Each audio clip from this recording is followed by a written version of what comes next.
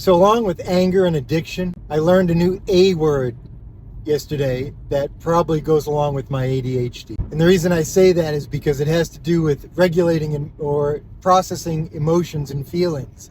And we all know the issues that people like us have with processing emotions. Have you ever known that person who can, to everybody else, look pissed off or maybe just terrified and scared of something, but when you ask them, they say, "Nah, I'm fine."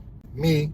Or have you ever known that person who maybe doesn't have a really nuanced way to express frustration, and instead they either go into silent mode, or they get pissed and angry, or they turn into the control freak? Me.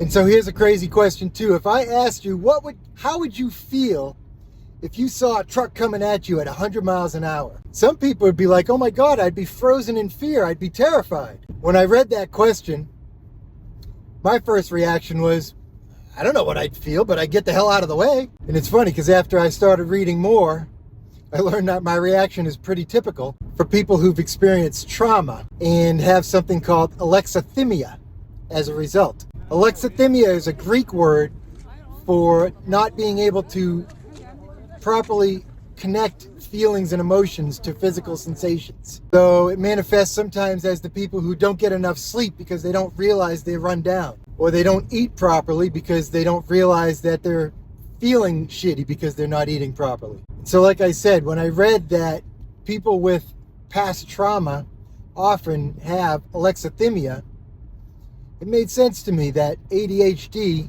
which causes a lot of trauma in your childhood, or at least it did for me, could definitely be something that either causes it or worsens it. It made a lot of sense for the things I've learned about ADHD and how the prefrontal cortex is formed, or rather isn't formed, in our brains. The good thing is though, even if you have alexithymia, not necessarily something that has to destroy your life. It's no different than a colorblind person going out and learning to live in the world by learning to notice and appreciate the subtle differences between the different grays in the world. I think it illustrates the point of another reason why mindfulness practice and meditation is so important for people with ADHD. We do have an inability or a dysregulated ability to process emotions. So it's important for us to be able to take time to get in touch with those emotions and those feelings that we have, so that we can associate them with the physical symptoms that go along with it.